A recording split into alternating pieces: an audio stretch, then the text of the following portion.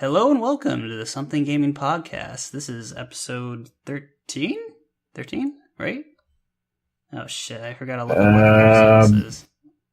Oh, yeah, it's fine. 13. It's 13. It's 13. Okay, yeah, we made it to 13, guys. Lucky number. Especially fitting because it's Friday the 13th as of this recording. Oh, wow, you're right. Holy crap. Yeah, you know this podcast ain't gonna go that well. Well, I mean, we were supposed to have a guest today, but unfortunately he kind of had some stuff to do. So our buddy Earl was going to come by, and good things only happen when he's around, so we usually just yell at each other, and Neil just sits there quietly. Pretty much. I mean, that's pretty much what happened the last time he was on this. Yeah. But, we'll get him on one day. So, what's up, Neil? Were you gonna say something? One of these days. Yeah, one of these days. But we got tons of people we can talk to and get on this show.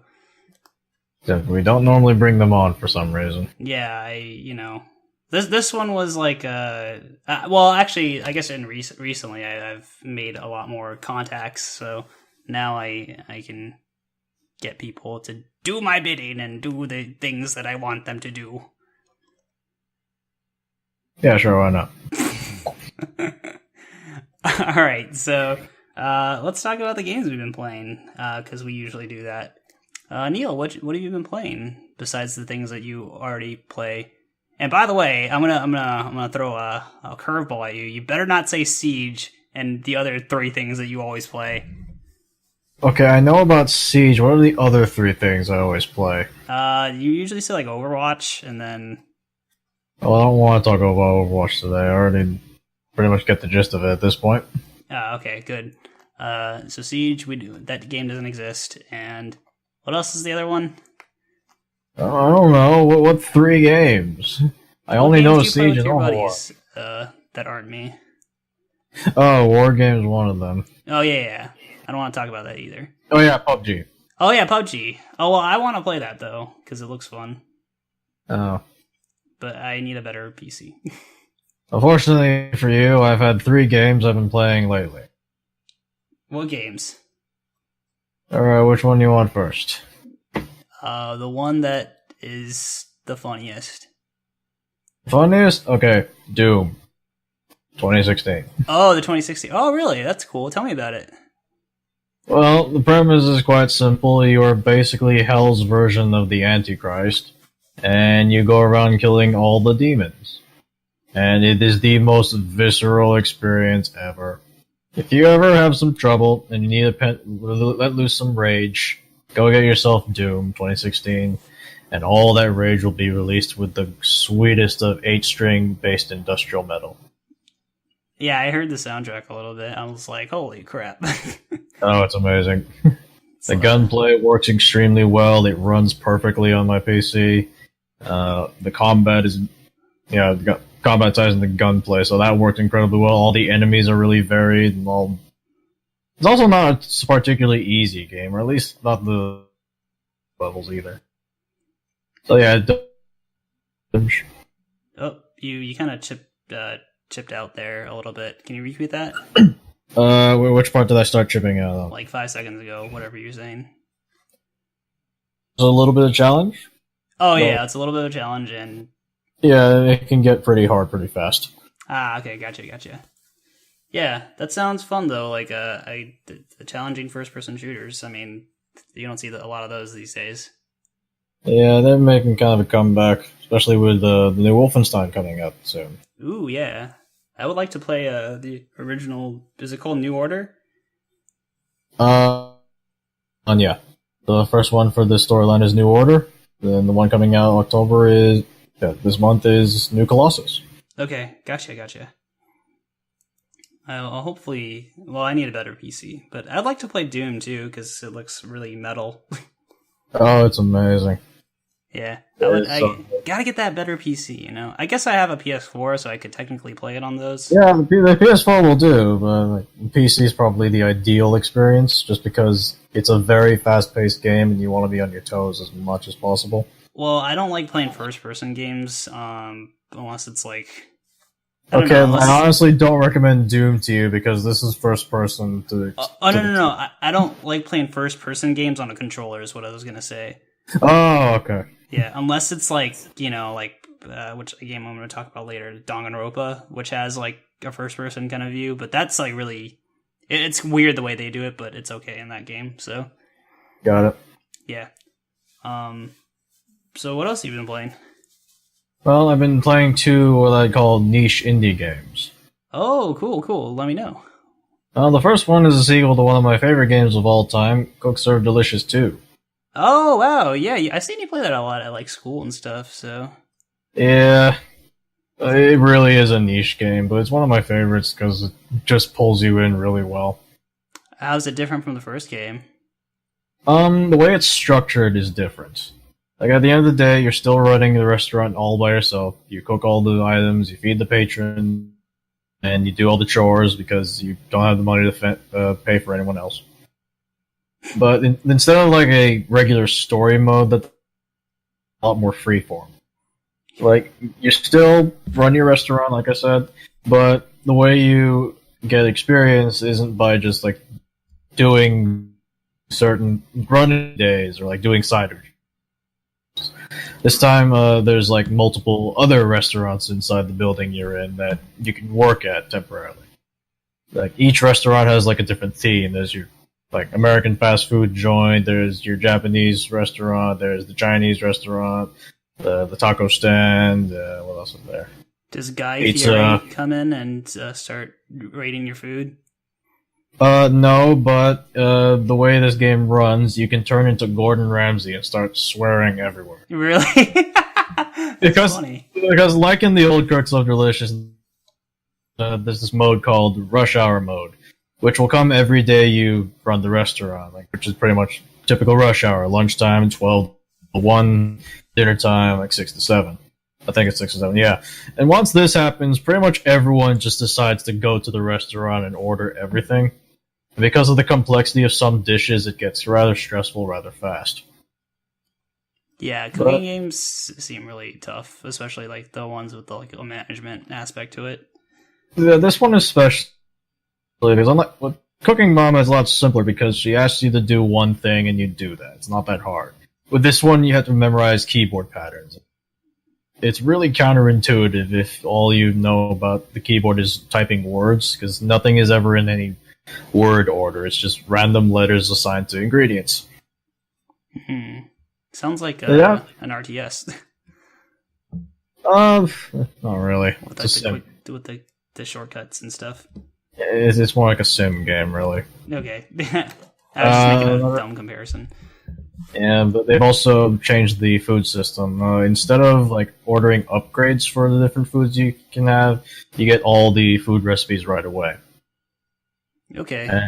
So there's a lot more variety off the bat.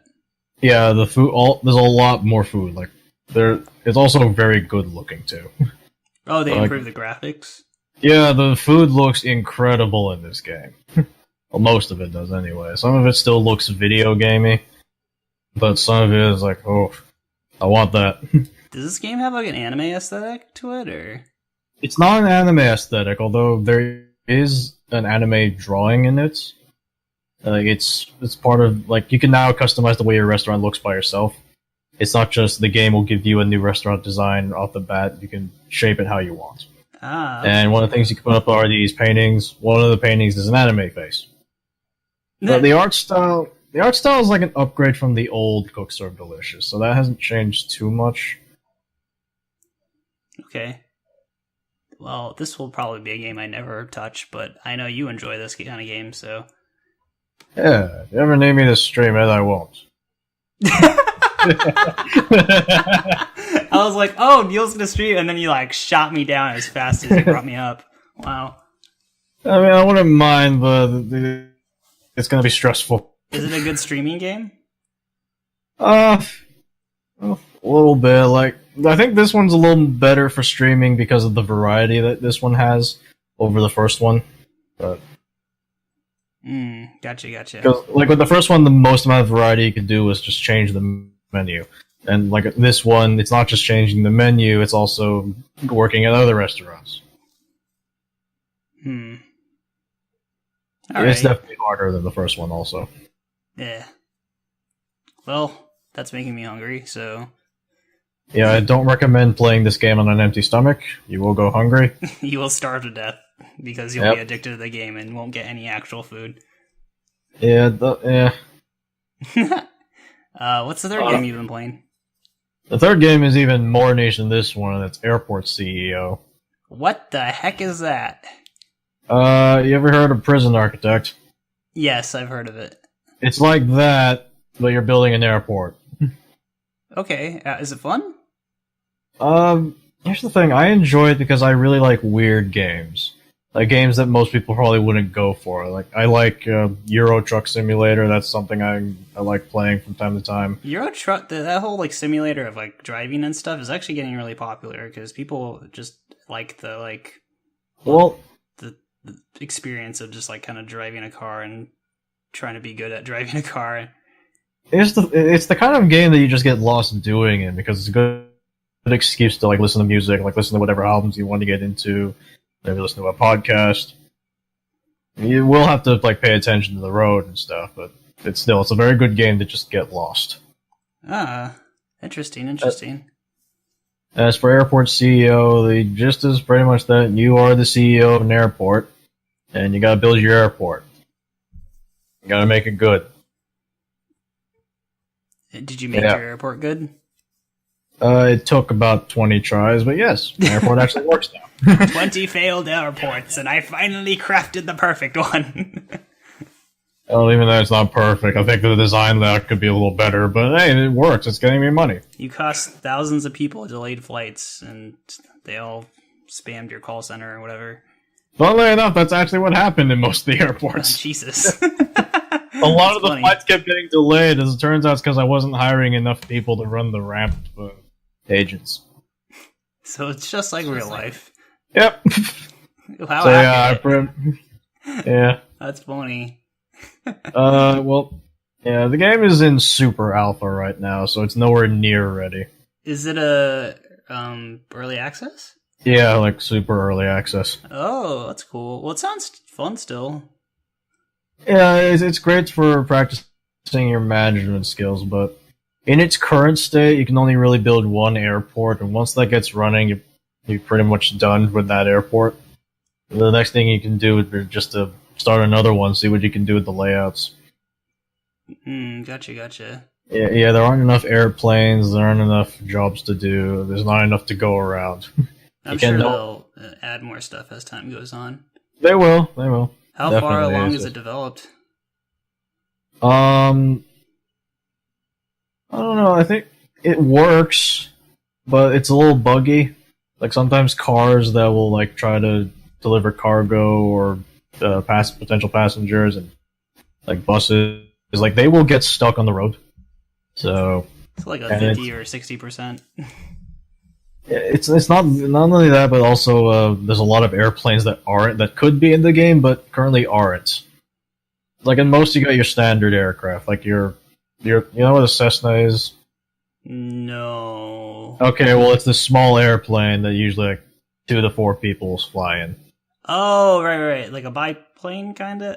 Or a biplane is old style. No, it's not. It's not a biplane. It's just like a small little commuter plane. Okay, gotcha. And the biggest plane right now is a 737, which is your standard airline. Pretty sure if you've ever flown stateside, you pretty much have seen at least one of those things. Can the President of the United States come into your airport? That depends which president.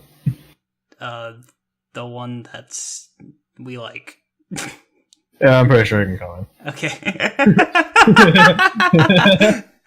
let's leave it at that. Yeah. That's nice, man. Sounds like you've been playing a variety of things. Yeah, I think it's important to do that when you run the same things over and over again. Yeah. Gotta liven it up, mix things up a little bit. Shooting dudes in the face only gets so appealing. Unless it's Doom and it doesn't stop. Well, that's got like that aesthetic charm to it, though. So. Yeah, it looks great. I've been playing a variety of things too. Do you mind if I brag about what I've been playing? Go ahead. So, Are we gonna have like a half an hour discussion on Metal Gear Solid? Because I would actually love to. Why haven't we started? Why didn't we just start with that? Well, I mean, I always want to because I usually ramble on about this shit. So Now I can ramble on about this shit. okay, let's talk about Metal Gear Solid because I actually I found it on Amazon, the original PlayStation version for like $6, and I was like, let's do this. And so I bought it, and it came in. And I have to say, like, before even starting the game, like, the instruction manual is actually really great and beautiful. Like, they don't make those things anymore, so it was actually really nice to, like, have a game with an instruction manual, and it, like, tells you... And it was actually useful, because, like, I forgot the codec numbers, so, like, you can look it up in the manual, and it's like, oh, cool. Yeah, I think the Metal Gear manuals are some of the most useful. Definitely. At least if you got... 5 has them. In fact, I'm sure 5 doesn't have them, because I had 5. Yeah, I think it's not because they could just do a PDF or something. I mean, they can, but when all the tutorials are in game nowadays. Oh yeah, that's yeah. Anyway, yeah, Metal Gear Solid. It definitely I've watched like a lot of footage in the past and about like the plot and stuff, but I would say like playing it is a way different experience than just like watching stuff about it. I mean, it really is. It's a fascinating game, and I still think like it. Well, okay, maybe not Metal Gear Solid 1. Like the mechanics hold up, but I mean the game hasn't like it's like aged well narratively, but like gameplay wise, like it hasn't really aged too well. Like there's like a lot of like. Well, I mean, I guess it has aged well because the mechanics are pretty solid and stuff. Solid, get it? But there's like a lot of ideas there that they didn't like expand on. It just felt like kind of rushed in a sense. I wouldn't say rushed. I'd say it's just old. Because Metal Gear Solid 1 is a really old game. Like it does not have any of the modern gameplay mechanics that you'd expect. Oh, it's definitely old, but I'm talking about like stuff like in the very first area, like when you get not the very first, actually the very first area when you like see the cutscene, and then like there's like that water puddle and stuff, and then like if you like step in it, like the guards can hear you and stuff, and then like what about that? And the snow tracks and stuff, like it's only exclusive to like those areas, so like they kind of like introduce things that like don't even matter like the rest of the game, so it's kind of like weird to me a little bit, but like. I don't know, like, it has, like, a weird pacing issue with, like, game mechanics, but, I guess I wasn't really too focused on, like, that, because the narrative was so good, but, it's just, like, I'm just nitpicking about that kind of stuff, but, I want to describe it as pacing and all, because the whole point is that you're supposed to be stealthy. It doesn't matter how fast you do things unless you're on the clock. Well, I mean, like, game mechanic-wise, like, of the introduction of, like, this mechanic that is like, oh, if you step in a puddle of water, it's like, okay, so some things are going to make noise as you sneak around or something, is what, like, the thought process I had was. But, like, they never, like, really introduced that again, so it's just kind of like, oh, I guess maybe they just want to... They do a lot of different things in the game, which is, like, really interesting. It's a very, like, fascinating game to play, I have to say. Yeah, one is one of my favorite in the series. One of my favorite games of all time, actually. Yeah, also, the narrative is great, too, so... And it still holds up. David Hayter's voice acting is just, like... it hasn't aged a bit. It's so good. It feels like so, like... Ooh, I love it. Yeah. Yeah, he'll always be Solid Snake. Yeah, and, I mean, even everyone else's voice was really cool. I tried to, like, answer the codec as much as possible, so, because, like, I loved hearing these characters talk, and I loved hearing them talking about, like, crazy stuff. Yeah, that's part of the charm. There's so many characters in the Metal Gear games. Like, they all have the different quirks and reasons to listen to them. Yeah, I mean, like, hearing this, like, gruff, like, soldier who's, like, running around killing people, like, he like kind of humanized and stuff was like pretty interesting. And like, you know, he's like talking about, like, I remember like one specific conversation is like, and it like kind of blows my mind too, given like the plot twist with like, should I say, am I allowed to spoil Metal Gear Solid? Well, let's see, how old is the game? Very old. Yeah, you're good. Yeah, so like the plot twist with like Naomi and like Gray Fox and stuff, like they're like siblings or whatever. Well, quote Yeah, that's siblings. great. And then Yeah, like I remember a conversation that like they had, which was like, or Naomi's. Oh, it's like when Snake's imprisoned or something, right? And then like, by the way, okay, before I even start with that freaking this game is like one of the most difficult games I played. This is like more difficult than like Dark Souls, in my opinion. Like, because like mashing that torture scene sequence took me like a good, like it literally like hurt my hand, but like I actually kind of like understand the beauty of it though, because it's like Snake is being tortured, right? But like the player actually goes through the physical torture as well, but having to mash this button. So I was like, okay, that's a good connection, but I still hate you for it. Here's a pro tip from the best friends: stiffen your shoulder as much as possible, and then just vibrate your arm that way. No, I wouldn't. No. I mean, that's how I managed to pull it off. That's the only way I could do it. Yeah, I managed to do it somehow. Maybe they just gave me a better time after 10 tries or something, but... I think it gets a little bit easier after some amount of tries, but it's still one of the harder sequences. Yeah, it was kind of annoying, too, that like it took you back to the title screen and didn't just give you a second chance. But, you know, I guess it was kind of nice that it kind of broke the fourth wall. All the fourth wall breaking was pretty crazy, too, but... Yeah, this game does that a lot. Yeah, I'll get to that in a second. But anyway, the thing with Naomi and like when Snake's like in the prison cell, he like has a conversation about like or Naomi. It's like he wants to have a conversation with Naomi just to get his mind off like the torture and stuff. And then they start talking about like what kind of like friends they have and stuff. And Snake's like, "Oh yeah, Gray Fox is my friend, even though like I killed him or whatever." And Naomi's like, "What the hell?" And he's like, "Oh yeah, Colonel Roy Campbell," and I feel so bad for Campbell because he has to like do all this dirty shit like to Snake. Yeah, it's just like such a great. I love these characters, man. They're so like unforgettable. Yeah, I can't. Yeah, I honestly don't remember any characters from that game that I don't remember that like any major characters. Like, I think I know all of them. I say that I'm pretty sure I can screw it up. Yeah. I felt like the Russian lady could have been expanded a little more. She's the one character who really hasn't been used anywhere else from that game. Yeah, I didn't remember. Like, she doesn't show up anywhere else, so that's her only real exposure. Gotcha, yeah. But she was a cool character, like, at times, so... Yeah, she's definitely helpful for, like, boss encounters. Definitely. She has, like, that whole thing about nuclear deterrence and stuff, as well. She grew up in Chernobyl. This whole game is nuclear deterrence. Well, she has like a personal stake in it, kind of. Yeah.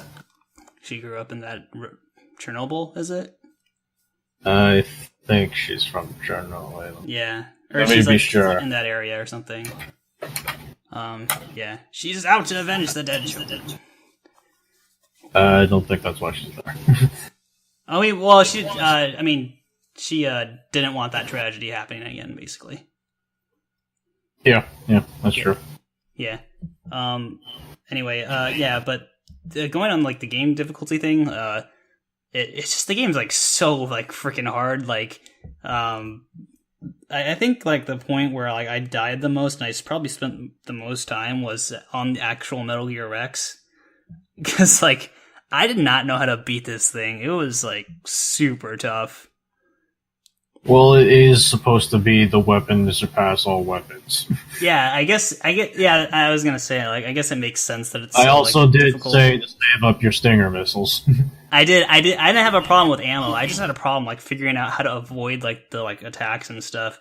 Like, but I got like really good at it, and then like eventually, because like after that first phase, you have to like fight him again, and then it's just like, oh god, I couldn't even get past the first phase without all this rations and stuff, you know. But I managed to get through it, and I got really good at that fight, and I'm actually kind of proud of myself. Yeah, it's nice that the game was a challenge, honestly. And then like, yeah, I don't know. I found myself like retrying a lot of parts, and I was like, okay, I'm actually fine with this though. Like, it wasn't like it never got like angry, infuriating. It was more like, oh, come on, you know. Oh yeah. Like, if anything, the biggest trouble with playing this game would be just since it's an older game, I have to get used to older mechanics. Yeah, exactly. Like, that's exactly what it is. The hardest part about the game wasn't the way Snake moved, it was that the camera was stuck on top. Really? I didn't mind the camera, actually. My problem is that because it was stuck on top of him, I can only see what was around a 360 cone. It's not like now where it's like you can just turn off. I mean, yeah, it is a 360, but I just use first person. Newer... Wait, you were using the sniper rifle the whole time? No. You could press and hold triangle, and it puts you in first person. Oh yeah, I forgot I could do that. Yeah, and then you can look around. You didn't know that? Neil, I forgot you could do that because I was always focusing on. Let's see, is there a dude? I was using the HUD. Oh yeah, a lot of your time you're just looking because it does show you the ping of the soldiers, so you can always use that. Also, I spent a lot of time inside of the cardboard box, which is a really great way to screw with them because the guard AI is not as good as they are at detecting sounds. They're not that good at actually analyzing things. Like, if they see a box, they're not going to be like, this is oddly placed. No, it's like, oh, it's just a box, okay. And they'll go back to their exact path. But if you hang around there too long and they notice you again, then they start to investigate it, and then you get caught, so... Which is why I stay in the box. Yeah. Because for some reason, the box just immediately ruins their intent to examine. The story was like... I don't know. My favorite scene in the game was probably the bathroom scene with like Meryl and Snake. I just felt like I don't know. It just felt like a really like great scene to choose. Yeah, I don't know. There's so many. Anything with the best is yet to come. But that's such a great song, by the way. Yeah, it's so memorable, and I just love it so much. God, and the encounter theme is pretty good too. So. The encounter's one of the most memorable things about the game for me. Yeah. Oh yeah, Psycho Mantis and all the bosses were super cool too. Like, yeah, that's always been my favorite part about the older Metal Gear games, the bosses. Yeah, Psycho Mantis was like the coolest boss I've ever fought. Like, I knew about the controller porting thing, but like when the screen like went to black and it said like Hideo on it, I was just like, what the fuck is happening? Yeah, that'll happen. Like that's part of the whole fourth wall breaking thing. Yeah, I actually got like a little freaked out, but then I was like, oh, this is a Kojima thing. I mean, yeah, Psycho Mantis is probably it's easily one of the top two boss fights from at least to me it is. It's one of the top two bosses in the Metal Gear universe. I haven't played all of them, so I don't know, but I liked Sniper Wolf, even though it was kind of a generic fight. She was a cool character. Yeah, man, that's a cool sniper fight. Yeah. Except she has perfect accuracy, and if you spend more than 1 second aiming down the scope, you start getting stressed, and then your sniper scope goes all over the place. Yeah, it's pretty... That's why I told you to save your diazepam. Yeah, I did. You need that. You need that for that fight. I think the first fight with her in that like giant hallway was actually a lot more tough than the one out in the snow. I disagree. I had a lot of trouble with the one in the snow because of my lack of diazepam. Oh, really? Okay. I never had a problem with the diazepam too much, so... Yeah, the sniper fights are always cool with me. I try to explore like every nook and cranny of the game, so... Which is good, because you'll definitely need the resources. Yeah. Also, I like the wolves a lot. Having a hard handkerchief cool. Like lets them like be super friendly to you. Yeah. Also, actually, I have a question for you. Do you know why the wolves were like super friendly to Meryl? To Meryl? Yeah, because like remember, like you sneak through that entire area and then you have to like. Yeah, I know. It's like they don't do anything with Meryl, but I can't remember why exactly. Yeah, and Meryl's like, "Oh, I thought you were good with dogs," and I was like, "Wait, what? How are you okay?" There were like these wolves trying to kill me over here. And as soon as they see Meryl, they're just like, "Oh, okay, we're cool now." Yeah. Maybe they just like women better than Snake. I mean, it's entirely possible, but Sniper Wolf has a natural affinity with wolves, so it made sense why they were cool with her. Yeah, of course. Isn't there like a scene where like a wolf drags her away or something? Yeah. Oh, I completely missed that.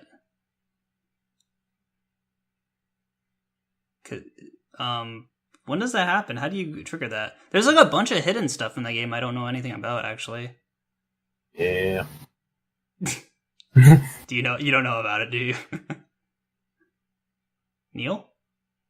Sorry, I got distracted by an incoming Scott thing. Oh, sorry. Okay. Yeah, no worries, I'll just let it run. Yeah. Anyway. Yeah, I don't remember, dude. Yeah. I'm kind of drawing a blank here. Yeah. But what do you think about like the whole theme of like nuclear deterrence? Let's talk about some real life stuff. Like, you think that's like a thing that I don't know much about history, but like, it's just like such a interesting theme, honestly, to me. I feel like the theme of the game is something I really have to like play it again to like really understand. Well, Kojima's in general an anti-war dude, so his whole thing with nuclear weapons is basically how he's very much against them, which makes sense considering past history and all that stuff. As for what the main theme of this, it's not actually nuclear deterrence, even though it's a huge part of it. Like I said, like I told you, I actually brought this up before while discussing this with you the first time you beat this, but the main theme of Metal Gear Solid 1 is genetics. About how that plays into pretty much every single character somehow. Are the two like related somehow? Like, is there like a correlation between like this nuclear deterrence and genetics? Like, I was thinking no. Okay. The nuclear weapons are nothing more than a means to an end for the characters. Yeah. Well, I mean, like in the game, it's like a super stressful point, like for like every single character involved, because like I remember like towards the end of the game, like Snake and Colonel are just like like kind of like yelling at each other at a point about like you gotta stop Metal Gear, and Snake's like, you didn't tell me the truth about anything, and it's just like it's such a great tension. Honestly, I love it. Well, yeah, because the other one, it actually ties into more like the parallel themes between Solid Snake and Big Boss, although it's not really something you get hold of until you play 3. Or, yeah. Another thing, it's also actually 2, before 3, 2. That's something that comes into play, too, about how secrets are being kept from you and shit. Well, I started playing 2 today, actually. Oh, nice. Yeah, did you beat the tanker sequence yet, or are you still in the tanker sequence? No. I'm still like on the. Okay, well, here's what happened. So I got to the point where I needed to take pictures of Rex or whatever. Yeah. And I completed that after much frustration. That part was not fun. There was actually a part before that was even less fun. It had to do with like shooting like green lights so that the C4 gets deactivated, or not the C4, the this like Claymore mines or whatever it's not Claymore, there's a name for it, but like there's like infrared lasers and stuff that you need to get past, and like you need to shoot like green boxes or whatever, but like there's like explosives right next to it, and if you shoot the explosive, it's an instant game over. And so like it literally took me like 20 tries to do that, because like I don't know, I just couldn't I couldn't shoot the right spot ever, and it was just so annoying. Yeah, I think part of what made this hard was just getting used to the whole mechanics of it. Even though 2 is newer than 1 is, it still has a lot of the older style. Yeah, I feel like I already got used to the mechanics, though. Like, they're actually like not that bad. They feel a little bit. Here's the thing, though. With every Metal Gear game, the mechanics get much easier to work with. But because this was still an older game, like I still had some trouble trying to get used to it all. Yeah, the first person mode is kind of like weird, because like you have to like press and hold a bunch of buttons. Like, you hold 5 buttons down, you hold the trigger button down to get ready to fire, you release the trigger button to fire the thing. Yeah. And that can be really hard to work with, especially when you're used to modern with more basic shooter system. It was very strange. Yeah, to say the least. So yeah, wait, have you beat the tanker? So mission? I did the tanker incident. I did beat. I did take the pictures of all the parts of Rex or whatever, and I got to that cutscene. But unfortunately, like my dad came home and I had to like. I thought I could pause the cutscene or whatever. Apparently, I thought that was a thing back then. But I accidentally skipped it, so I might just redo the whole thing again. Now that I know what to do, it's not that bad. But so yeah, because I didn't want to miss any of the cutscene stuff. So yeah. Also, the Metal Gear you saw is Ray.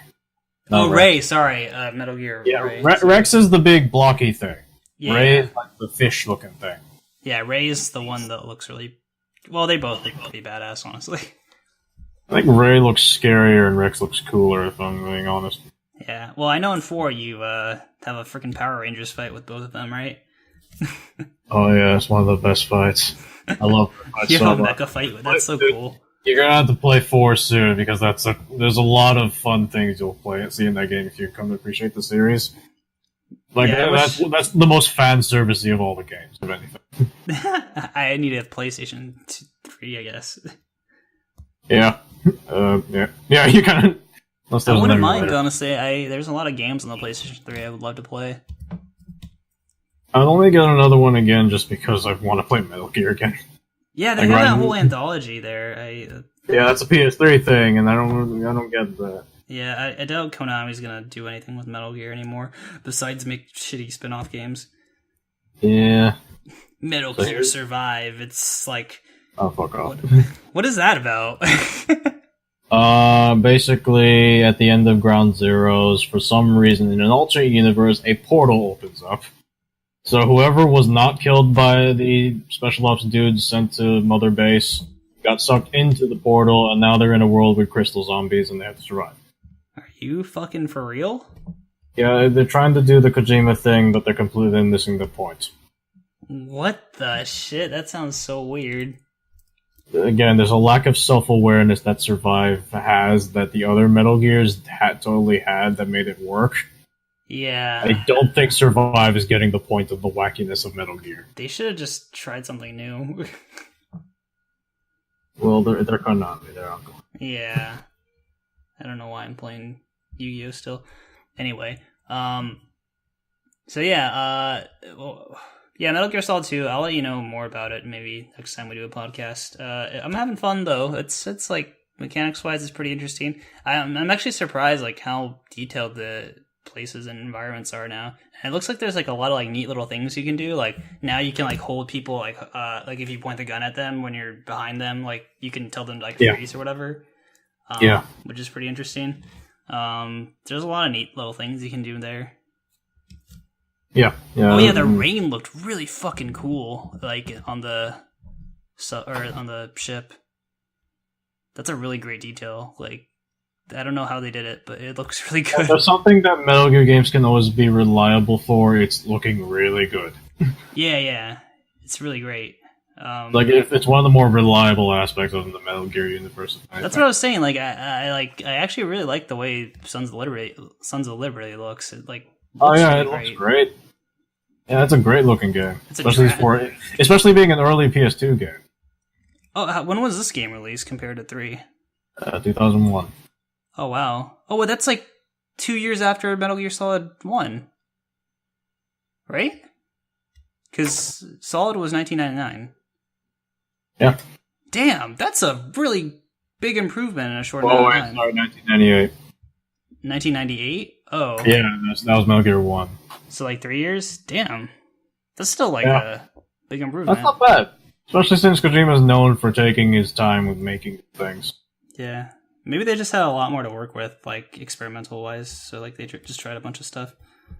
And it worked out really well. It also helps that Metal Gear Solid 1 was really well received. Yeah, that's true. Well, there's a whole history about that, right? Because people are, like, super hyped for this game, but then it turns out, like, you don't actually play as Snake the entire time. Yeah, everyone got really mad because we all want to play as this cool dude and we get this giant nerd. I'm looking forward to playing as Raiden. I don't know why. You'll get used to him in later games. It's okay. Well, I mean, I know he's not that cool. He's not that cool in 2. In later games, he's a lot cooler. Gotcha. I know in 4 and Revengeance, he's pretty cool. Yeah. Yeah. What else is there about Metal Gear? I mean, that's pretty much. We kind of just splurged a bit on it. Like, there's no like concise. All the more reason why we should talk about it. Yeah. Because you can splurge on it. Yeah, I mean that's like pretty much. It's a good game. I still think it's like pretty fun. Like even though like it's an old game, I think like I just like older games in general, honestly, because they're just like a lot more like. I don't know. It's like rare when I think the indie game scene is like got it down, but like I don't expect any like triple. Well, except for Atlas. Atlas knows what the fuck they're doing, so I can trust Atlas to like provide good games every now and then, and Nintendo. But you know, I feel like not a lot of like indie developers, not a lot of like mainstream developers nowadays kind of like make anything interesting. This is why I pay more attention to auteur developers than I do like whatever Ubisoft is doing, whatever EA decides to put out. Yeah, yeah. 'Cause usually that's where all the weird ideas are coming from. And those weird ideas are the most interesting. I also like that there's no like. I never felt like the paid DLC and all this stuff. Like it's just like, come on, just like let people play your game. God damn it! Like I don't boot up Metal Gear Solid 1 and then like Hideo Kojima's Ghost comes out and starts yelling at me to buy microtransactions or shit. You know, like they just made a game. Nah, he'll just go up to you and be like, "Did you like it? Did you like it, son?" So desu. Oh man, I need more info on Death Stranding so much. Yeah, I'm looking forward to that now that like I kind of get like the Kojima like fourth wall breaking thing. Yeah, like Kojima is just the wacky character when it comes to his storytelling. Dude, they did that. They started doing that in 2 already. Like they like had like there was like a figure. Oh my god, there's like so much silly shit in this game. Like in 2 already. Like there's like that's part of the. Sorry, go ahead. That's part of the charm of these games. Like no matter how grim it gets, they'll throw something really dumb. Like it's like the beginning of Metal Gear Solid 1. Here you are, Special Operations Soldier, best of your kind, the greatest thing the U.S. has ever produced, walking around trying to deal with these experimental soldiers. You sneak up behind the building, and then you look past the corner and see a surveillance camera, and you go, "A surveillance camera?" And I'm just thinking, my god, Snake, you're supposed to be the best of the best. Well, of course it's a surveillance camera. What do you think it was? What the fuck did you think it was, Snake? Yeah, they just put boxes up there, put red lights, and make everyone go, ooh. You sound a little bitter about that. No, it's one of my favorite parts of that game, to be honest. Like, it's such a stupid moment to me that I can't help but love it. Actually, that part was really stupid, though, because, like, they stop you in the middle of the camera, and it's just like, Yeah. It's like, I can't move, now I'm gonna get caught by this camera that's still, like, in-game, like, moving, and it's just like, I don't know. And then, like, a soldier catches me, and then I'm in alert mode already. I don't know, it was very silly. Yeah, but yeah, that's the charm of this game. It's really silly, even with all the grimness. Like in 2, like there's like a giant shadow that looks like Vulcan Raven, and then Snake's like, Raven, and it turns out it's just like a figurine of Raven, like in the middle of this like, it's like the most random shit ever. It's a figurine of Raven, like and a flashlight is like projecting the shadow as much bigger or whatever. I don't know what the hell is going on with that, but it was a really weird Easter egg. There's also just the way Snake talks. Like, whenever anyone asks him something, he will always repeat it to them. It's like someone will be like, "Hey, Snake, what did you want in your club sandwich?" And he'll go, "Club sandwich." Club sandwich. Yeah, I know. He always it's charming. It's charming. I know. That's one of the appeal to him. Yeah, I like Solid Snake a lot. He's a great character. Yeah. Damn. Well, I guess I got to move on to other games I played. Oh. I actually have a game that I would recommend to you if you ever get the chance. Alright. This game was amazing, by the way. So it's called Danganronpa. Have you ever heard? I've heard the name, I don't know much about it. So Danganronpa is it's like a survival kind of game, in a way. So like, the premise is that like, you're stuck in a high school, with like 15 other students, and basically, the gimmick is that, okay, you guys have to live here, and there's a bear, his name is Monokuma, and he's like a robot bear, I guess, and he's basically like, all right, you guys can live here in peace for the rest of your lives, and I'll provide you with everything you need, and you can just live your lives happy or whatever, right? But if you want to get out, you have to kill one another. Like, you have to kill someone and get away with it. And so, like, these students start murdering each other, and then like, you have a class trial, and then you like figure out who murdered like who, and it's just so great, and the tension is so good, and like the mystery is great, and like, it's like kind of like I've never played Phoenix, right? But I imagine this is what the game. Yeah, that's what it's gonna be. It's like Battle Royale meets Phoenix, right?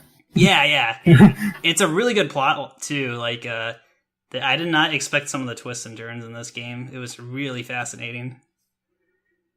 The music is really great too, I have to admit. I'm liking these character designs. Yeah, they're really cool. I really recommend it to you because I bought like on PlayStation 4. There's a $40 like version that has the first game and the second game. I played the first game, and then I was like, oh, let me go on to the second game, but I wasn't like really feeling it. I was like, let me play something different. And yeah, but I played the first game. It was great. It was really awesome.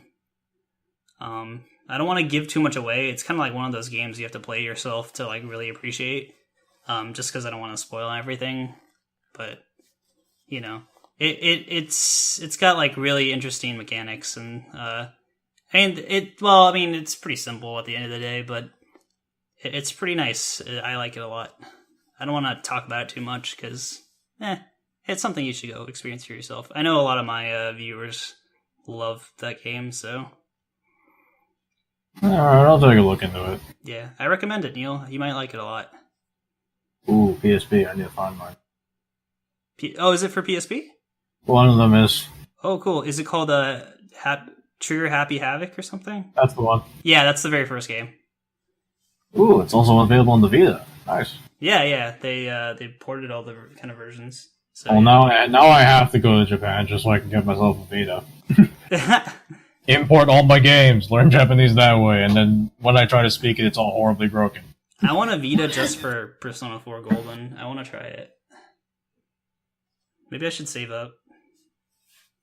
Yeah, I think we both need to do that. Yeah. We'll see what happens. And then I started playing Persona 5 again. For the what round are you going this time around? It's just the third round, but this time I'm just like literally starting all over. Like I have a new game and I don't have any of the stats or personas or money, so I'm basically like micromanaging everything again. So yeah, it's pretty fun. It's still a fun game. It's still challenging if you're careless, and that's pretty nice. I tried playing it on the hard mode, but then I was like, this is way too hard. So I put it back on normal, and I was like, okay, this is fine. Cool. Yeah. And then I started playing a game called The Talos Principle. Have you heard? Yeah, I know that game. It's the oddest game in Crow Team's list because the other games they made were Serious Sam of all things. Yeah, I don't know too much about Serious Sam or anything, but this game is fucking weird. Nukem? What's up? You know Duke Nukem? Yeah. It's like that, but all violence and no sex. Oh, okay. Oh, so it's like a arena it's shooter? It's not an arena shooter, it's like an old style shooter. It's a lot of fun to play, but it's very wacky. Okay. Interesting. Yeah, anyway, the Talos Principle is pretty, like, I don't even know how to describe it, because it's just, like, you gotta, like, so you're solving puzzles and stuff, but, like, there's, like, a weird, like, kind of plot going on with, like, this guy who calls himself, like, I forgot his name. It starts with the E or something, but he's basically like God, I guess, and like he's like trying to like guide you, and you're a robot actually. You're like a robot, but like I guess you have like human characteristics because I'm the player, you know, and yeah, it's one of those instances of a robot gaining sentience. Yeah, and like I feel like it's gonna be this like weird meta narrative between like player. Yeah, it is. It's meant to be one of those philosophical games. Yeah, I'm looking forward to having my mind fucked. So yeah, it's pretty fun. The puzzles aren't too hard right now, but I'm sure I heard the game gets really difficult, so I will probably be complaining about it later on. All right. Yeah, and other than that, I just I've been playing like Rise of Nations. I've been playing Age of Empires on my spare time when I listen to podcasts and stuff. But yeah, I've been having a lot of fun playing games. It's nice that I have like a good variety. Oh, I beat Persona 2 Eternal Punishment. Nice. Did you win? Yeah, I won. I'm not. No, I meant did you win in the way I would want you to win. Wait, what? You know, did you win? Yes. Yeah, alright, I'll take it. I don't. But yeah. You know how much I love my shipping. Oh no! I mean, not really. It's actually a pretty depressing ending, but I mean, it's like depressing, but like in a good way. I don't know if that makes sense. Was there shipping? I mean, yeah, they kind of forced the two characters, Tatsuya and Maya, a lot. So, was it good shipping? No. Well, that's depressing. Yeah, I didn't. I mean, like, the characters in 2 are a lot better than Innocent Sin because they're all adults and they're I don't know, they're like way more interesting. But like the Meiya Tetsuya kind of, I don't know, Tetsuya got like really weird and emo, so I mean he has a good reason to be, but like I don't know, it didn't really rub off on me too well. And the game was like pretty hard and like tedious and grindy, and I don't know, Innocent Sin wasn't like that, but I don't know, it's iffy. I did play the whole game in Japanese, so I kind of missed some side quests and stuff, and yeah, it was fun though. I guess I'm glad I played. I find like I can say I played all the Persona games now, Nice. start to finish. So yeah, That's good. yeah, all the mainstream ones at least. Like I haven't played like the different versions, I guess. So, but yeah, I'm glad I finished that up. So yeah. Anyway, let's move on to questions. Or do we have time? We're at the 50-minute mark, so I think we got 10 minutes, right, Neil? Are you okay with that? Yeah, I've got the time. Okay, cool. Let's answer some questions. Let's pull up the Discord. All right. So Nevermore asks Xbox or PlayStation 4. I'm gonna say PlayStation 4. PlayStation 4, just because. Yes. Oh yeah, Death Stranding. Although Xbox has Cuphead, so that's good. But PC has Cuphead. It does? Yeah, are you kidding me? Cuphead. On Steam? It's on Steam, motherfucker! Yeah, dude. Wait, let me check. Motherfucker! Ah! I'm putting it on the wish list. You do know people can hear the door opening, right, Mom? Do I want ice cream and brownies? Heck yeah, I want ice cream and brownies. I would also like I'll ice come cream. downstairs later, okay? Okay, Neil wants some too. Do you mind if we go? Okay, my mom's like laughing at me now. That was my mom, people. All right. Next question. Okay, my reason to get Xbox One has went way down now. What do you mean? Oh yeah. I thought Cuphead it's was an Xbox exclusive. I didn't know it was available on Steam. Yeah, it's available on Steam. Of course it is. Well, now I have a reason not to get an Xbox One now because this. They gave it to Xbox because Microsoft was like, hey, we want this as an exclusive. So. Yeah, well, it's not exclusive anymore. Anyway, so yeah, PlayStation 4, because all the JRPGs, all the cool games are on there, in my opinion. My type of games are on there. I'm not too... I guess Xbox has, like, the Rare collection and stuff. I'm sure there's, like, a few games on there. If they ever come out with, like, a really good JRPG, then... But I doubt that'll happen. Anyway, what is it that makes Makoto best girl, asks Hedvig. Well, you know Makoto the most out of all of us, so... Yeah, everyone gets on my case because like they all feel like Futaba is the best girl. I like Futaba, but I don't know. Makoto is just like this girl. I mean, I'm replaying 5 again, and like I don't know. She's just this girl who like follows orders and like gets treated like shit, and then she gets fed up with it, and then becomes a raging badass because like she's so fucking angry at the world and stuff, and I love it.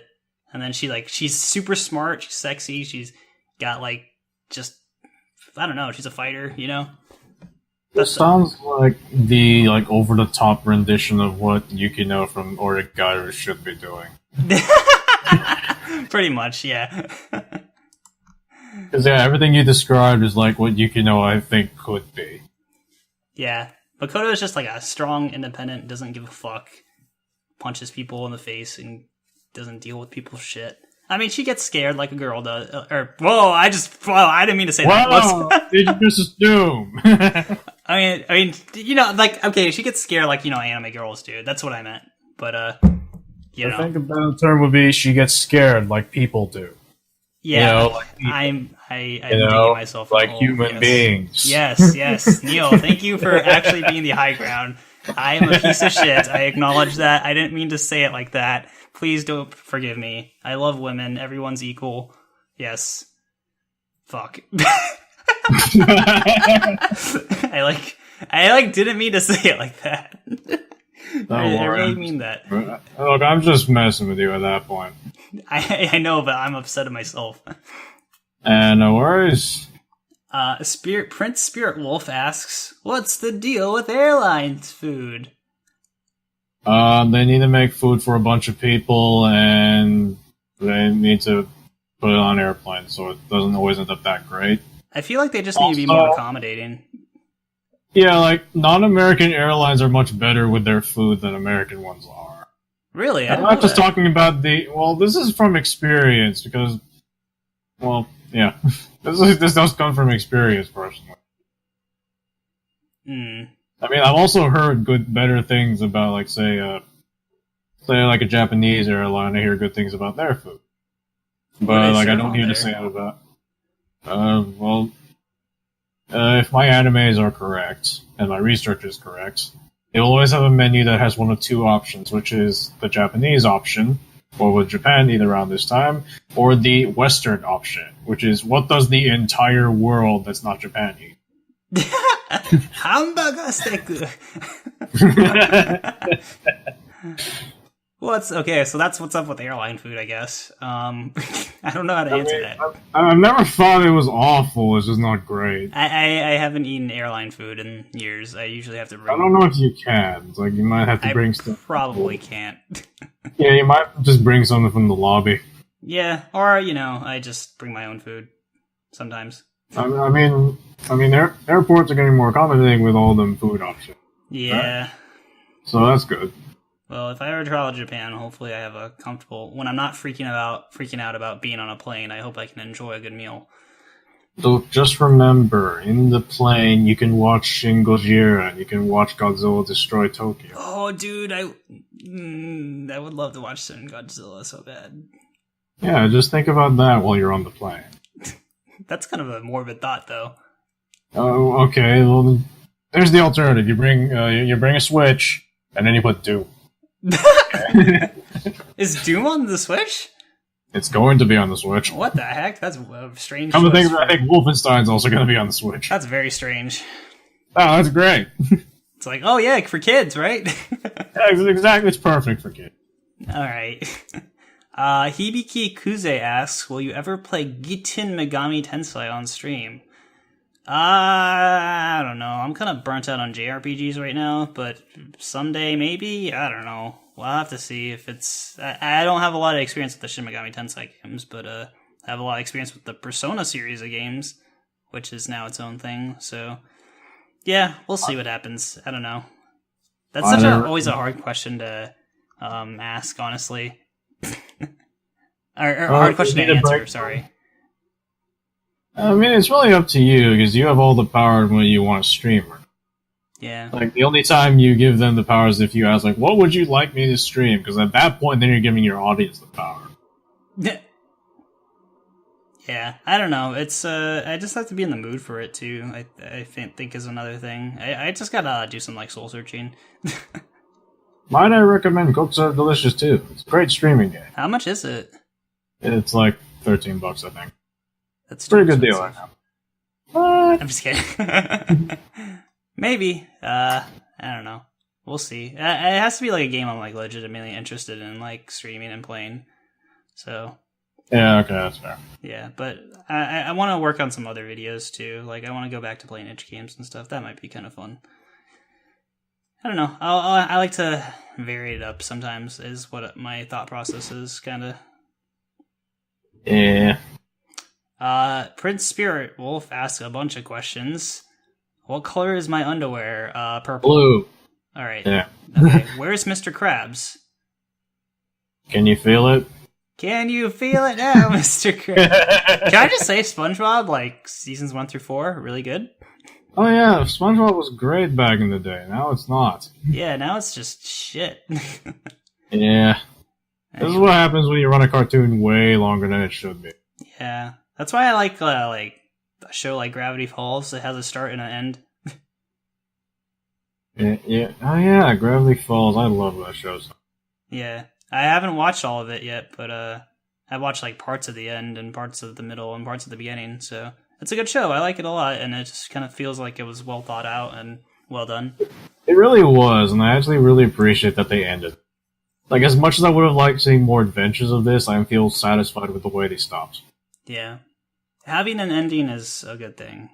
I feel. The grand scheme of things for, like, shows like this. Yeah. But, like, I guess, like, with the show, like, because Gravity Falls is a plot, but SpongeBob doesn't really have, like, a plot, you know? Yeah, it's not really that show. It's just meant to be fun. It's like The Simpsons, you know? It's like, you could write that forever. Well, you can try to write it forever. Anyway, who is your Discord waifu, Sahil? Neil, who's your Discord waifu? Me. It's me. I don't know. I don't know. Sometime next year, maybe? I like Hedvig a lot. Hedvig is like the nicest person in the world. She's a sweetheart. I don't talk with anyone on this, so I can't really say anything about it. But we all like you, Neil. Do you? You barely bring me up. I bring you up like every stream. At least once. Oh, you do? Ah, crap. I'm like, oh yeah, Neil does that thing. And I'm like, oh yeah, Neil does this. I should probably watch your streams now. It's okay, I won't force you, but... Just for consistency's sake. Also, I plan on adding more music to the music chat. Just because yes. I need someone to talk about it with. I'm tired of having all these cool things and being the only one listening. I know. I don't know who's. What do you think? Space anime music or depressing but intricate prog styles? I feel like they'd like anime music better. My Discord. Got it. I'm gonna share the entire C2A Senpai EP series. I'm sure they'll dig it. That's what's gonna happen. At some point after the podcast, I'm gonna just put both of those. It's gonna be great. There's all the tropes and everything. Who is my Discord husbandu? Asks Spirit as well. I don't know. Well, that's obviously Andy Lightly. Oh, Andy's super cool. But you're my... Oh, yeah, I guess Andy's... Well, but I talked to him on Twitter, though. A lot. Oh. So... Twitter, Discord... I talk to you the most on Discord, so yeah. Alright, Spirit. then. I talk to Spirit a lot as well. Alright, then. But, I don't know what Spirit's gender is, so... Anyway, would you ever consider playing a Digimon game? Like Digimon World? I've never played it before. I don't know what it's like, but it sounds interesting. I heard that it came out with a new Digimon game. But I don't know. I don't know much about... I mean, I like Season 3 of Digimon with the card games and stuff. I don't know why, but I used to watch a lot of Digimon. I like Season 1 through 4 a lot, but... we'll see. Alright. And yeah, that's pretty much it for questions, I guess. Kind of short on questions today and short on serious ones, but that's okay. Some days will be like that, some days won't. I think part of the problem is just having the size of the chat and just how many questions need to be asked. True. I mean, on one hand, I like having questions because that's a really good thing to have for this. On the other hand, I'm pretty sure we're hitting a point of like, what can we ask? True. Yeah. I guess we have to kind of expand our own horizons before people expand their questionnaire. Yeah. But we'll see. I don't know. I mean, this is only like, the second or third podcast that we're asking questions for, right? Yeah, it's like the third reboot, so we're good. Yeah, the third. Yeah, this is pretty... Don't worry, we'll be rebooting the podcast again in like a week. Yep. New format and everything. We're not talking about video games anymore. We're going to talk about Metal Gear Solid. Specifically, we're going to talk all about mailing for an hour. Yeah. Did you know that Yang Zing's... what she says, like the weird quote. The Three Musketeers quote. You mean Mei Ling? Mei Ling. I don't know how to... I know, Yang Zing is something completely different. I know her name is Mei Ling. Oh, I thought you were talking about Metal Gear still. No. Sorry, I don't know what I'm talking about. I was making shit up. Oh. Anyway, this would be a good point to end it. Oh, yeah, right. I'm sorry. We'll be back next time, hopefully with a guest. I have one in mind. I have another in mind, but we haven't talked with her in years. Yes. Wait. Years? It's been like months. She's been doing her own thing. Look, I've been using years to describe any length of time that is not a few days. That's say like no, it's my way of having fun with myself. Like say I haven't played Left 4 Dead. Oh, actually, I haven't played Left 4 Dead 2 in years. Oh, actual years, not Neil years. Yeah, actual years, not Neil years. Gotcha. All right, guys, we're gonna end it here. Make sure to subscribe and like the video. And yeah, if you want to ask questions and stuff and interact with us, feel free to join the Discord and all that. I like promoting the Discord, honestly, because I think it's just a good place to interact with people. It's really cool. Yeah, it's really cool. Although not everyone is on the same time zone, so it can be a little awkward trying to get everyone. Yeah, but it's there and it's a resource and it's nice and most people are pretty cool. We got a few troublemakers, but that's okay. Yeah, I should probably talk more on this thing. Hello, I am Neil. I like Metal Gear. Go away, we like anime games. My point stands. Metal Gear is basically a giant anime. It is. It's the biggest anime game. The original anime. Exactly. All right, guys. Let's call it a podcast. We'll see you next time. Take care and yeah. Say something, Neil. Oh yeah, I kept you waiting, right?